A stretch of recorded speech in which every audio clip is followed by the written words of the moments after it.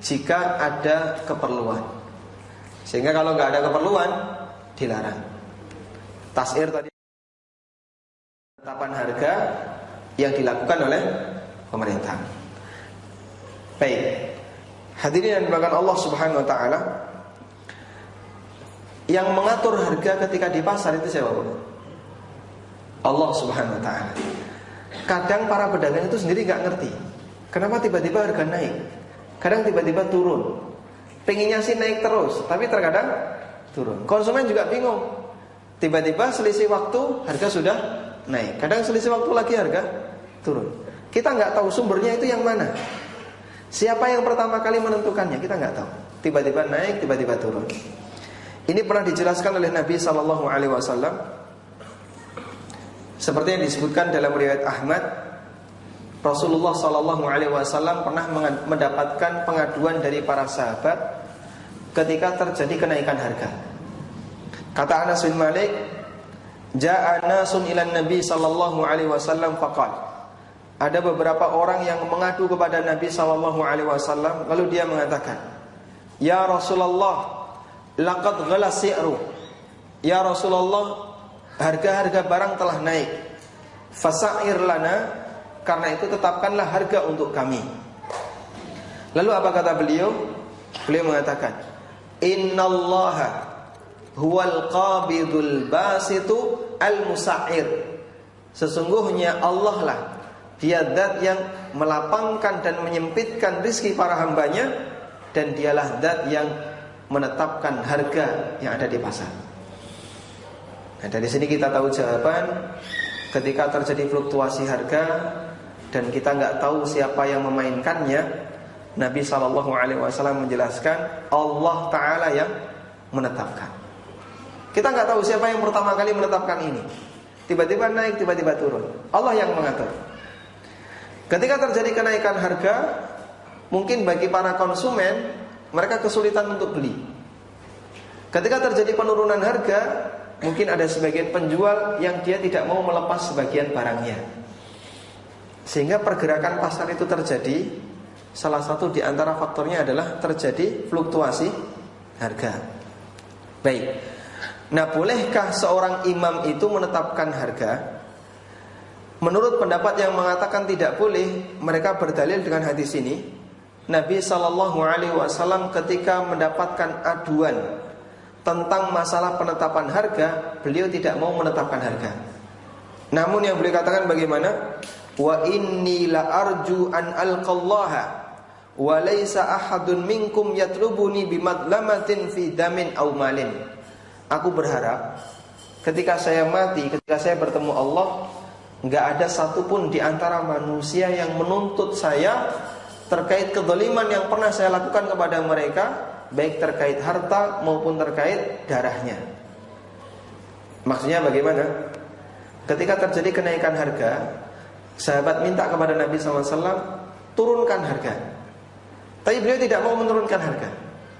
Karena kalau beliau menurunkan harga, bisa jadi sahabat ini kulak dengan harga yang lebih tinggi. Karena keputusan Nabi SAW harga diturunkan, akhirnya dijual dengan harga yang lebih rendah. Maka dia mendapatkan apa? Kerugian. Dan kerugian ini disebabkan oleh keputusan Rasulullah SAW. Beliau takut jangan-jangan ini termasuk kezaliman kepada penjual, sehingga nanti dia punya hak untuk menuntut saya di akhirat. Makanya beliau tidak mau menentukan harga. Beliau tidak mau menurunkan harga, juga tidak mau menaikkan harga. Seperti ini contoh bagaimana perhatian Rasulullah SAW dalam masalah pasar. Adanya kenaikan harga dibiarkan oleh Rasulullah SAW. Karena itu seperti pendapat Imam Malik, beliau mengatakan, yaqulu Malik bin Anas, la yusairu ala ahadin min ahli suqi fa inna dzalika dzulmun. Tidak boleh menetapkan harga kepada para pedagang yang ada di pasar, karena ini termasuk tindakan kezaliman. Alasannya tadi ya, bisa jadi penjual ini kulak dengan harga yang mahal, tapi karena pemerintah menetapkan dengan harga yang murah, akhirnya dibeli dengan harga yang murah, rugi dia. Dan ketika itu rugi, pihak yang bersangkutan punya hak untuk apa? Menuntut dia ketika di akhirat. Inilah bahaya ketika tas'ir itu dilakukan. Tayyib. Namun ada sebagian ulama yang mengatakan tas'ir boleh jika ada kebutuhan. Seperti yang dilakukan seperti pendapat yang disampaikan oleh Syekhul Islam Ibnu Taimiyah. Beliau mengatakan jazat tas'iru indal hajati ilaihi. Boleh melakukan tas'ir ketika dibutuhkan. Wa annahu kama yakunu muharraman fi ba'dil ahwal fa innahu yajuzu fi ba'diha bal qad yajibu. Boleh melakukan tas'ir ketika dibutuhkan, meskipun haram dalam kondisi yang lain. Kapan itu dibutuhkan? Tas'ir dibutuhkan ketika itu memberikan maslahat yang lebih besar kepada kaum muslimin.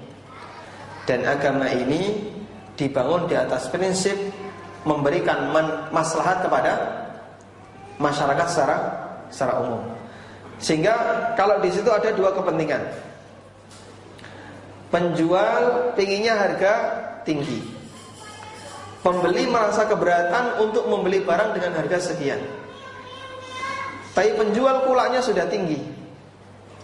Boleh nggak melakukan tas'ir dalam rangka untuk memberikan maslahat kepada sebagian, meskipun merugikan sebagian yang lain? Kata Syekhul Islam, boleh, asal yang diuntungkan lebih banyak dibandingkan yang dirugikan. Baik. Dalam sebuah pasar, idealnya itu konsumen lebih banyak atau penjual yang lebih banyak? Ya, idealnya konsumen lebih pasar, konsumennya lebih banyak.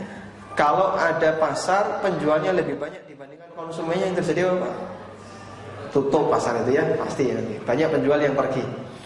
Idealnya konsumen lebih banyak dibandingkan penjual. Karena itu maslahat bagi pembeli lebih diutamakan dibandingkan maslahat bagi penjual. Kenapa? Karena maslahat bagi pembeli lebih luas dibandingkan maslahat bagi penjual. Tayyib. Ini yang menjadi alasan bagi Syekhul Islam mengapa tas'ir diperbolehkan. Ala kulli hal, wallahu ta'ala alam. Dalam masalah ini ada khilaf di antara para ulama. Dan kalau praktek yang ada di pemerintah kita, mereka melakukan tas'ir untuk produk tertentu. Misalnya ya, terutama produk yang menjadi kebutuhan pokok masyarakat.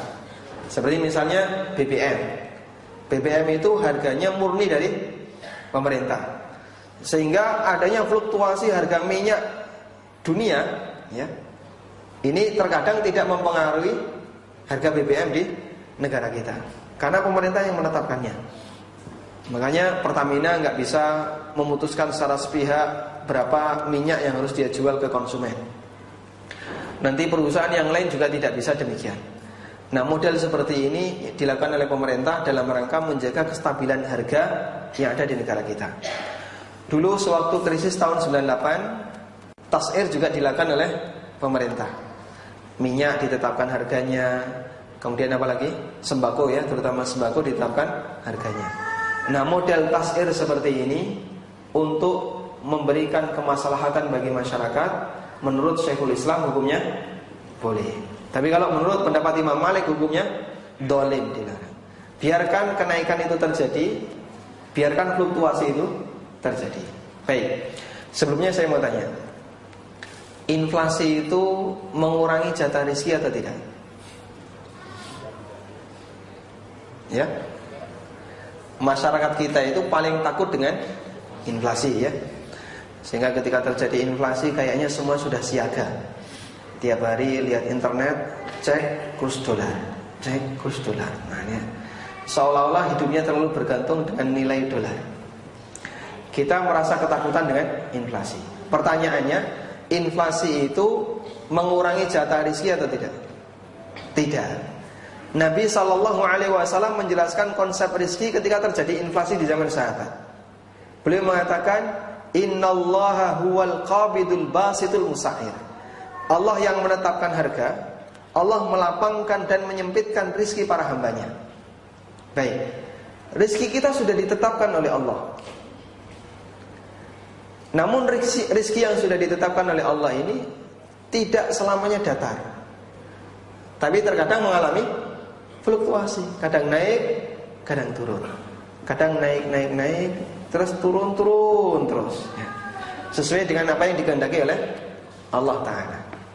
Nah, salah satu di antara cara Allah membuat fluktuasi rezeki kita adalah Allah Subhanahu wa Ta'ala terkadang membuat inflasi.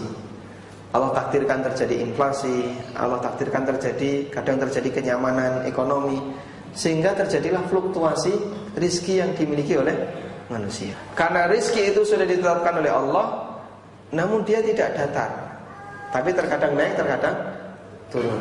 Naik turun ini apakah mengurangi jatah rezeki kita? Jawabannya tidak. Ya memang jatah rezeki kita segitu. Dia tidak naik, atau dia tidak bertambah dan tidak berkurang. Karena itulah kita merasa heran ketika banyak orang merasa takut dengan inflasi. Para sahabat mereka meyakini inflasi. Tayyib. Dan sebenarnya Bapak Ibu yang dimakan Allah, yang lebih penting itu harga murah atau bisa beli. Ya. Yang penting yang mana? Yang penting kan yang kedua, bisa beli. Mungkin ketika tahun, misalnya tahun berapa? 80 atau tahun 90-an. Harga BBM masih di bawah 500. Sebelum tahun 98 bensin berapa? 700 atau 600 ya. Harga BBM kurang lebih segitu. Tapi kita tidak pernah menjumpai ada orang antri BBM. Begitu datang langsung diisi. Ketika itu kenapa? Yang beli sedikit meskipun murah. Sekarang harga BBM mahal, yang beli antri panjang, antriannya banyak. Sehingga sebenarnya yang lebih penting itu bukan harga yang mahal atau murah, tapi yang lebih penting adalah bisa beli. Mungkin barangkali Bapak Ibu punya cerita di masa silam. Dulu waktu kecil saya beli mie instan itu belum tentu sepekan sekali, karena nggak punya duit ya. Padahal harganya 100 rupiah. Itu pun ketika beli dibagi sama adik-adiknya. Saya masih ingat betul di keluarga saya, satu butir telur dibagi 7 Pak. Saya dan sepupu saya. Begitu dapat satu telur itu ya, direbus dibagi 7. Mie instan dibagi 4 sama adik-adiknya. Jadi ketika itu terjadi keterbatasan. Harganya murah tapi nggak bisa beli. Sekarang alhamdulillah beli satu kardus mie nggak habis, bisa tiap hari. Cuman masalahnya kita nggak boleh ya terlalu banyak mengkonsumsi mie instan. Baik, makanya yang lebih penting jamaah yang dimuliakan Allah, pola pikir kita ubah. Yang itu bisa beli bukan murah harga. Mahal nggak jadi masalah, yang penting bisa beli. Tayyib. Ada seorang ulama yang mendapatkan aduan sampai Ya'juj Ma'juj ini dibinasakan oleh Allah. Allah Subhanahu wa Ta'ala menurunkan Nabi Isa. Kemudian Allah mendatangkan Imam Mahdi. Terjadi di mana? Di akhir zaman. Lalu mereka memimpin kaum muslimin. Berhasil mengalahkan siapa saja Pak? Berhasil mengalahkan orang Yahudi, orang Nasrani, bahkan berhasil mengalahkan semua orang kafir di alam raya ini, sampai berhasil membunuh Dajjal. Padahal sekarang kita berpikir, gimana caranya mengalahkan Israel? Kayaknya mustahil. Pasukan Israel ini nggak ada apa-apanya dengan pasukannya Nabi Isa alaihissalam. Beliau berhasil mengalahkan seluruh Yahudi, seluruh Nasrani, seluruh orang kafir, bahkan membunuh Dajjal. Namun ketika Ya'juj Ma'juj muncul, Allah perintahkan kepada Nabi Isa, ungsikan rakyatmu ke sebuah bukit, karena kamu tidak akan mampu untuk melawan mereka.